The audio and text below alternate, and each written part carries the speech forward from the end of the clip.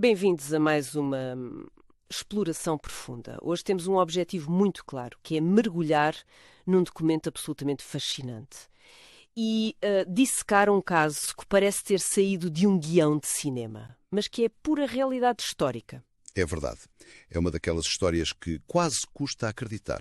Exato. Nós temos em mãos um artigo que é incrivelmente detalhado, foi publicado na Revista de Administração Democrática, Poder Local, isto numa edição datada já de setembro-outubro de 1981. Um documento já com algum peso histórico, digamos assim. Sim, já com umas décadas. E o texto é assinado pelo arquiteto Cabeça Padrão. A nossa missão nesta análise, para quem nos ouve, é compreender um evento único, excepcional mesmo no urbanismo português. Muito excepcional. Estamos a falar da construção da cidade de Vila Real de Santo António, no Algarve. E o ponto fulcral aqui é que foi erguida completamente a partir do zero. E quando eu digo a partir do zero, é mesmo no sentido mais literal e extremo da expressão. Ora bem, o que é fascinante aqui é precisamente o contraste brutal com a forma como a esmagadora maioria das povoações humanas nasce e se desenvolve. Pois, normalmente é um processo bem diferente. Claro. Regra geral, quando olhamos para a história das cidades europeias, o que vemos é um crescimento orgânico, quase biológico, diria. Uma aldeia que vai crescendo, não é? Exatamente. Uma aldeia nasce à volta de um castelo defensivo, ou de um mosteiro isolado, ou talvez num cruzamento estratégico de rotas comerciais, e depois vai crescendo ao longo de séculos. Com aquelas ruas tortuosas típicas. Ruas tortuosas que se adaptam ao relevo do terreno de uma forma aparentemente caótica e muito espontânea. Mas em Vila Real de Santo António, essa espontaneidade foi completamente anulada. Zero espontaneidade. Zero. Estamos perante uma intervenção direta, racional e impositiva. É no fundo, a humanidade a subjugar a natureza através do traço, da régua e do esquadro. É quase uma demonstração de força. Nem mais. Representa o reflexo perfeito do pensamento do século das luzes e a demonstração cristalina do poder absoluto do Estado. Aqui personificado, claro, na figura incontornável do Marquês de Pombal durante o reinado de Dom José I. Bem, vamos lá descodificar isto, porque a ideia de fabricar uma cidade inteira levanta imensas questões práticas e até filosóficas. Sem dúvida. E para quem procura compreender o mundo atual, esta história ilustra de forma muito clara como o planeamento urbano, a economia e a geopolítica se cruzam. Cruzam-se para moldar o ambiente físico à nossa volta. As pedras contam a história das decisões políticas. Exato. As decisões políticas, que por vezes são tomadas a centenas de quilómetros de distância, têm um impacto duradouro na paisagem. Um impacto que sobrevive séculos. Mas para percebermos a verdadeira magnitude desta obra, temos de recuar ao motivo original. O que despoltou tudo isto? Pois, e não foi um ideal filosófico iluminista de criar uma utopia na Terra que deu origem à Vila Real de Santo António. Foi um problema crónico e muito mundano. Fronteiras, impostos, peixe e muito, muito contrabando. Essa é a parte que muita gente desconhece. A praia de Monte Gordo, lá no extremo sotavento algarvio, tinha-se transformado num autêntico paraíso fiscal. Um empório da pesca, mas para nações estrangeiras. A gênese económica desta cidade é fundamental para entender cada pedra que foi colocada depois. A faísca inicial para esta obra titânica foi um escândalo contínuo de fuga ao fisco. E de desrespeito pela soberania portuguesa, suponho. Total, um desrespeito flagrante na foz do rio Guadiana.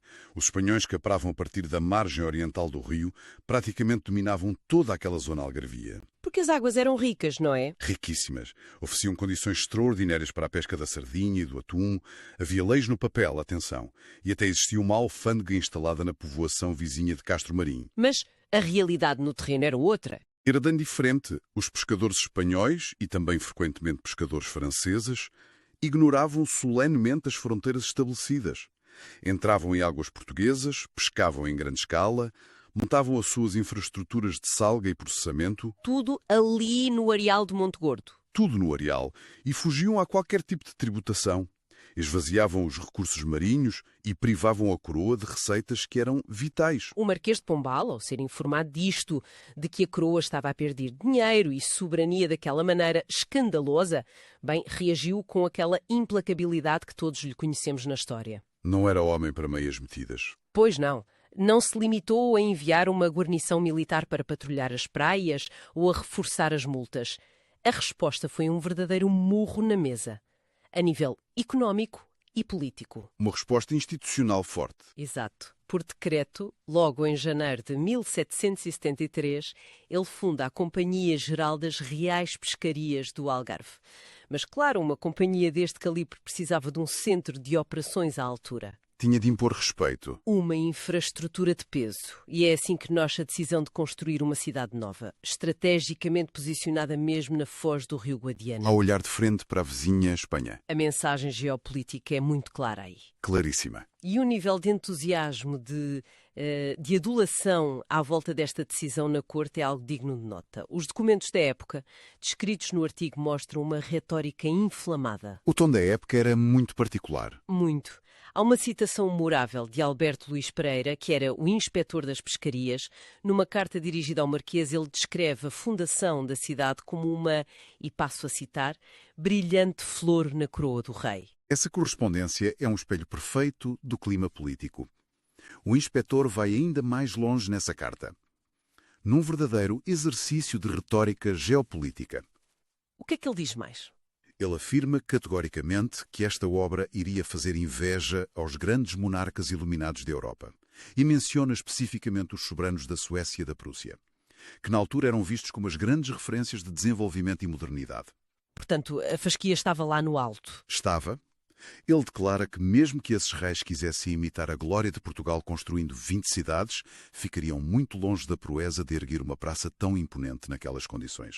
Há ali muita subserviência, não é? Mas por baixo desse verniz cortesão percebe-se um espanto genuíno, um espanto perante a dimensão, o custo e a audácia sem precedentes do projeto.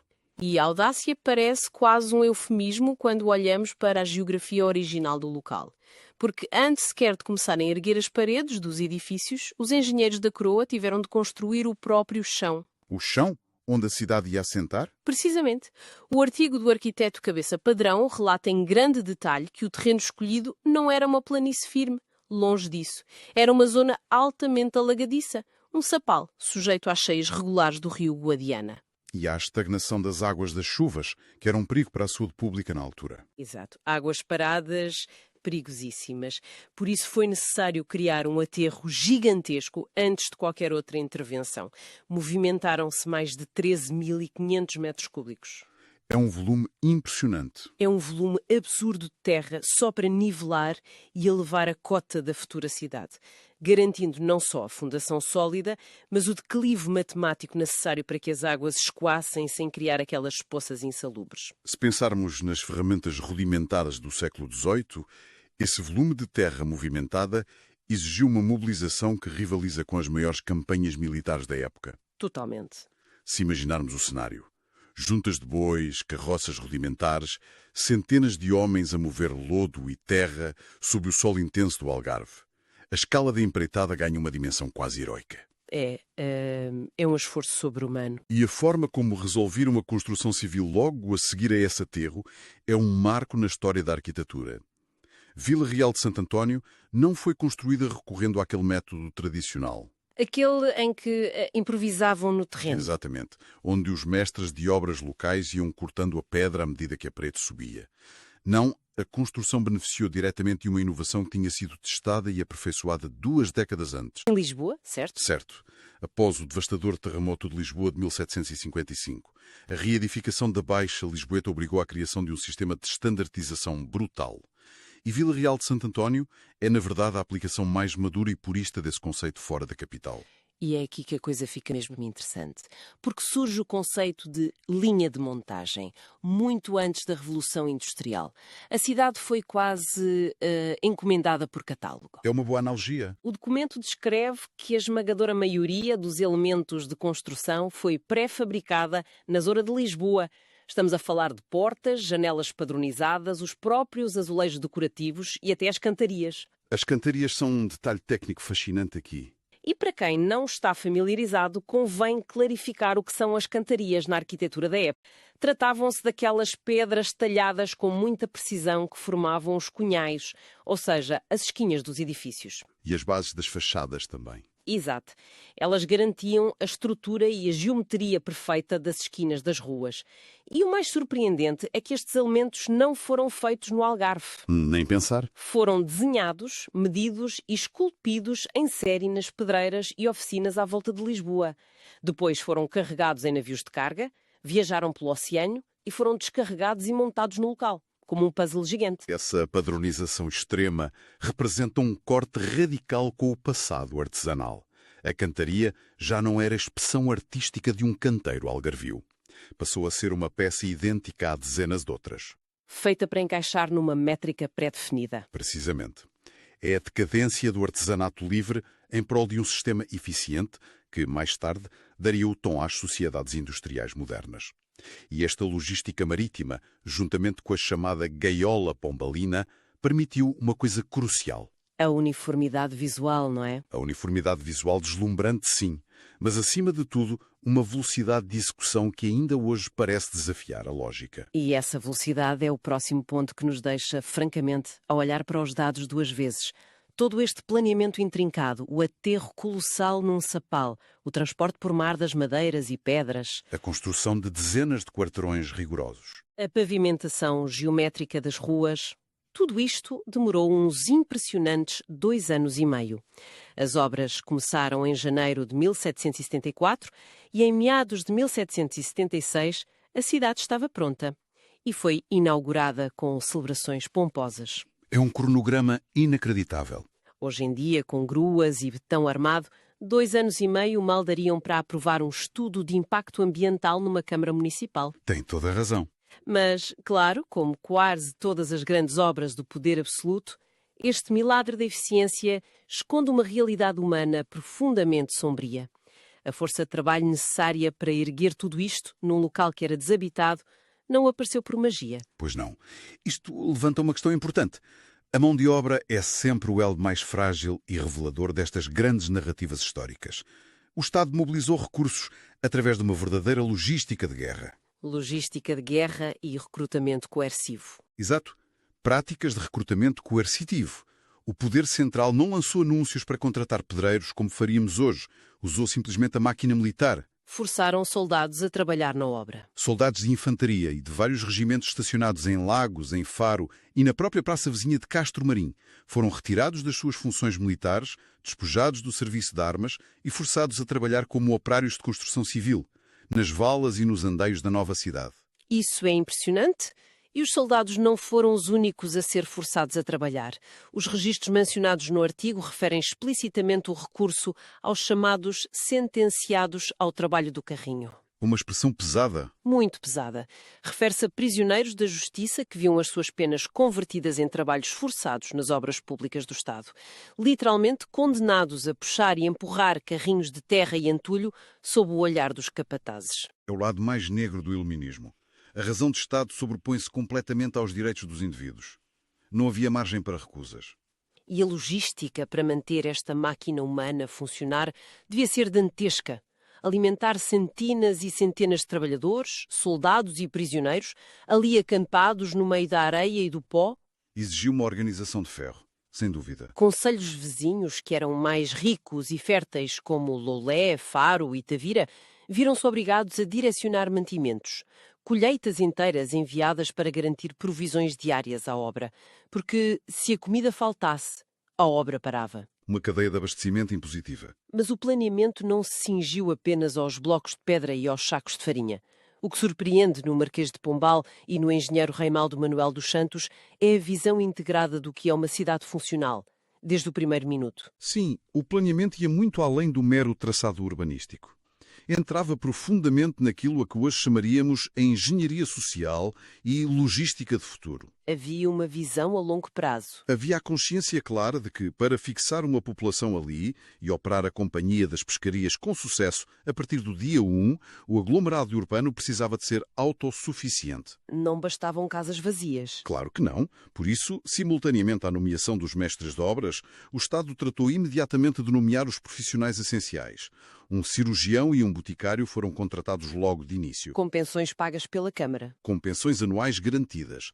Não só para tratar os acidentes dos trabalhadores durante a dura fase de construção, mas para já garantir a assistência médica dos futuros residentes. E também a parte espiritual, suponho. Sim, planeou-se logo a vinda de um pároco para cuidar da esfera espiritual. E, crucialmente, previu-se todo um sistema de infraestruturas físicas para sustentar a nova urbe. Até a própria justiça foi importada antes de a cidade estar terminada. Foi logo nomeado um juiz de fora. E para clarificar este termo do direito histórico português, um juiz de fora era um magistrado nomeado diretamente pelo rei e que vinha propositadamente de outra região. O objetivo era evitar contaminações locais. Exatamente. Garantir que a lei era aplicada de forma imparcial, sem os vícios, os compadrios e os interesses das elites locais algarvias, afirmando a autoridade suprema da coroa na nova terra. É um controlo absoluto em todas as frentes. E além da justiça e da saúde, o planeamento abrangeu a sobrevivência mais básica. Eles sabiam que a água das lagoas em redor era insalubre, propensa a causar doenças, por isso abriram logo poços públicos fora da zona de contaminação para garantir água doce potável. Um planeamento sanitário notável para a época. E organizaram também um sistema de correios regular. Estabeleceram uma mala posta ligada à Beja para garantir que a comunicação comercial da Companhia das Pescarias fluía para o resto do país, sem interrupções. As comunicações eram a espinha dorsal do comércio. E num detalhe que eu acho genial, de engenharia ambiental quase prematura, ordenaram a plantação extensiva de pinhais nas imediações da cidade. A plantação daquilo que ficou conhecido como o Pinhal do Marquês. É um exemplo perfeito da dupla funcionalidade típica do iluminismo. Não se tratava de criar um parque de lazer para as pessoas passearem ao domingo. Tinha propósitos bem mais pragmáticos. Propósitos estratégicos de sobrevivência. Primeiro, funcionava como um escudo biológico. Uma barreira de contenção desenhada à medida para impedir que os ventos carregados de areia do litoral avançassem e acabassem por soterrar a recém-construída cidade. Proteger o investimento, no fundo. Sim. E segundo, um pinhal bem gerido era uma fábrica de matéria-prima de excelência.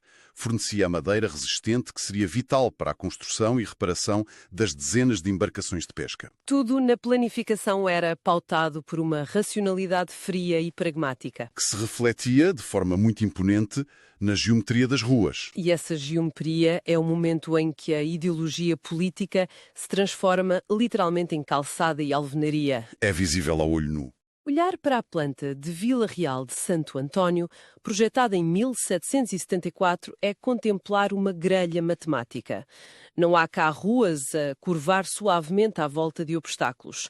Tudo é desenhado à esquadria. As ruas cruzam-se em ângulos de 90 graus, criando quarteirões retangulares perfeitos. É o trunfo da linha reta. E toda esta malha ortogonal é cortada a meio por uma praça descomunal. A Praça Real, que hoje tem a impressionante área de 5.625 metros quadrados. Esta praça não é apenas o centro geográfico da cidade, é o coração ideológico de todo o projeto. E se ligarmos isto ao panorama geral da época, percebemos porquê. O planeamento definiu dois eixos fundamentais que se cruzam na praça. O primeiro eixo orienta a cidade no sentido este-oeste. Este era o eixo do poder do Estado. O simbolismo aí é muito forte. O simbolismo desse este-oeste é profundo. É ao longo dele que foram posicionados os edifícios da administração civil e controle alfandegário, as casas da Câmara e a imponente alfândega. E a localização da alfândega não foi um mero acaso, pois não? De todo. Ela foi erguida de frente para as águas do rio Guadiana, ostentando as pesadas armas reais na sua fachada principal. Funcionava como um autêntico outdoor geopolítico do século XVIII. Um aviso físico, claro e intimidador. Direcionado aos vizinhos espanhóis. Exato, aos navios e aos vizinhos espanhóis da presença soberana e alfandegária inquestionável de Portugal ali naquela foz. Depois, a cruzar perpendicularmente este poder temporal, desenhou-se o eixo do poder espiritual, no sentido norte-sul. Que culminava na Igreja Matriz. Majestosamente na Igreja Matriz. E que era ladeada pelos edifícios residenciais mais nobres da cidade. A própria forma como as pessoas caminhavam na praça era, de certa forma, manipulada pelos arquitetos. O artigo do Cabeça Padrão detalha magnificamente o pavimento da Praça Real. aquele empedrado tradicional preto e branco. A famosa calçada portuguesa. Sim. E as linhas desenhadas na calçada não eram simples motivos decorativos. Formavam um padrão convergente. Autênticas linhas de força radiais que criavam uma ilusão de ótica propositada, arrastando forçosamente o olhar de qualquer transunte para o centro exato daquele imenso quadrado. Onde se erguia o símbolo maior. Exatamente. E o que domina esse centro não é um pelourinho medieval, como em tantas vilas portuguesas, nem uma fonte decorativa. É um obelisco monumental de mármore lavrado, erguido em 1775. É a materialização fálica e absoluta da autoridade de Dom José I e da centralização do Estado pombalino. Toda a arquitetura à volta da praça converge para aquele ponto. Ordem, disciplina e submissão. E a estética dessa mesma arquitetura envolvente é fundamental para compreender a mentalidade da época. Quem pensa no poder monárquico do século XVIII pode imaginar de imediato o barroco. Os palácios carregados de ouro e ornamentos. Palácios opulentos, com esculturas e exuberância por todo o lado. Mas a arquitetura que define Vila Real de Santo António, que foi herdada diretamente do modelo de reconstrução de Lisboa, é profundamente diferente. É muito mais contida. O estilo pombalino prima pela contenção, pela austeridade e pela padronização essencial. As fachadas são notavelmente simples e planas. O ornamento limita-se, basicamente, à pedra das cantarias, nos cunhais e a emoldurar portas e janelas. Temos os telhados, de águas furtadas. As famosas mansardas, que permitiam aproveitar o espaço do sótão de forma elegante sem ter de elevar demasiado a altura das fachadas. E observamos varandas contínuas de ferro forjado no andar nobre. A grandiosidade não está no excesso. Exato. A grandiosidade deste urbanismo não reside num edifício extravagante, mas no ritmo visual uníssono. A repetição cuidadosa e infindável dos mesmos módulos arquitetónicos ao longo de ruas compridas. Isso cria uma harmonia que pacifica quem observa e confere ao projeto uma escala profundamente humana, muito longe da opressão visual das grandes catedrais medievais. É um verdadeiro triunfo da proporção. No entanto, e é aqui que damos um salto temporal, o tom do artigo do arquiteto Cabeça Padrão muda radicalmente na sua parte final. Há uma ruptura na narrativa. Sim, então o que é que isto tudo significa na prática? O texto de 1981 deixa de ser um relato de triunfo da engenharia do século XVIII para se transformar num grito de alarme sobre a negligência do século XX. Uma chamada de atenção dura. Uma cidade projetada ao milímetro para impor ordem sobre o caos estava, na altura em que o artigo foi escrito, a sucumbir à desordem comercial dos tempos modernos. É o choque com a modernidade desregulada. O autor sublinha que, embora todo o conjunto histórico tenha sido classificado como imóvel de interesse público em 1978, essa proteção estatal era, na prática, uma miragem jurídica. Uma lei no papel que não impedia a destruição no terreno real. O desabafo do autor relata uma agonia lenta. Uma agonia que é tragicamente comum a muitos centros históricos em Portugal e não só. Cabeça Padrão descreve como este património inestimável estava a sofrer uma adulteração brutal, por razões puramente mercantais. Descaracterização em nome do comércio. Sim. Os elementos standardizados que conferiam o tal ritmo e a harmonia à cidade estavam a ser sistematicamente mutilados. Via-se a destruição das caixilharias de madeira originais para colocar montras comerciais desproporcionadas no resto do chão. Arrancavam-se as varandas de ferro forjado. Varandas originais deitadas fora e substituídas por marquises ou materiais completamente incompatíveis com a traça original. Cércias e telhados a serem alterados ilegalmente para ganhar mais um andar. Uma miopia cultural autêntica. Exatamente, uma miopia que, em nome de pequenos lucros avulsos dos comerciantes locais, estava a apagar de forma irreversível a gramática arquitetónica de um dos melhores exemplos do planeamento iluminista na Europa. A ironia de tudo isto é muito cortante. Uma obra erguida pela força inquebrável de um império para durar séculos, desfeita em poucas décadas por letreiros comerciais e tijolo. É triste pensar nisso. O arquiteto usou o artigo para lançar um apelo direto à consciência cívica e às autoridades locais, para travarem aquele descalabro. A mensagem central que ele passa é que preservar a coerência visual de Vila Real de Santo António não é apenas proteger pedras velhas, É muito mais do que isso. é salvaguardar uma aula de história ao ar livre. E a preocupação dele transcende a mera arquitetura. Toca na nossa identidade coletiva, na forma como olhamos para nós próprios. Esta análise das fontes levanta uma questão essencial sobre o presente. Teremos nós a maturidade para compreender o valor do tecido histórico que habitamos? É uma boa pergunta. Ou continuaremos a tratar os centros históricos como meros cenários obsoletos, que estão prontos a serem esventrados pela primeira pressão comercial que promete uma modernidade rápida? É uma reflexão vital sobre o que escolhemos preservar para quem virá a seguir. Sem dúvida. Fica o convite a quem nos ouve para analisarmos as ruas que percorremos no nosso dia-a-dia com outros olhos e para recapitularmos o que desvendámos hoje. Vila Real de Santo António é muito mais do que um traçado pitoresco de ruas à direita no Sotavento Algarvio. Muito mais. É a materialização em cal, areia e mármore de um pensamento de Estado. Nasceu de uma disputa pragmática sobre pescas, evasão fiscal e controle de fronteiras e acabou por se transformar num manifesto físico da capacidade humana de impor uma geometria racional à natureza selvagem de um sapal. E tudo num tempo recorde que parece quase pura ficção. É a síntese perfeita de uma jornada histórica extraordinária. Desde o gigantesco movimento de terras ao traçado esquadrinhado, do sistema de pré-fabricação lisboeta ao esforço coercivo dos soldados e dos condenados. E até culminar naquela praça majestosa. Uma praça de poder simbólico incontestável. É um legado que merece a nossa reverência crítica e, acima de tudo, o nosso cuidado, para não desaparecer sob a erosão da indiferença e do lucro fácil. E antes de fecharmos, há uma provocação final que deriva naturalmente da nossa conversa de hoje. Embora não esteja escrita diretamente nas linhas do documento de 1981, convida-nos a refletir. E que reflexão é essa? É caso para pensar.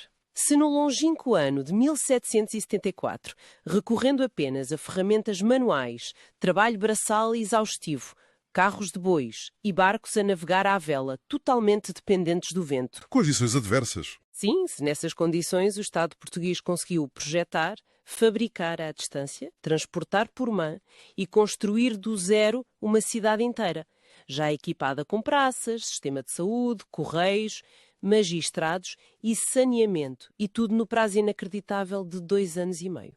O que é que isso revela sobre o estado do mundo hoje? É um contraste demolidor? Atualmente, com a ajuda de inteligência artificial, engenharia de ponta, materiais revolucionários, gruas telecomandadas e métodos de gestão hipercomplexos, esbarramos frequentemente numa incapacidade quase paralisante para aprovar um simples plano de pormenor ou resolver crises estruturais de habitação em tempo útil. A burocracia tomou o lugar daquela eficiência implacável. Pois, será que o abismo tecnológico que nos separa do século XVIII nos fez ganhar nas ferramentas, mas perder a clareza de visão e a coragem da execução? Vale a pena pensar nisso da próxima vez que passarmos por uma obra pública que dura há 10 anos. Muito obrigada por acompanharem esta nossa imersão profunda na história. Muito obrigado a todos. Até à próxima.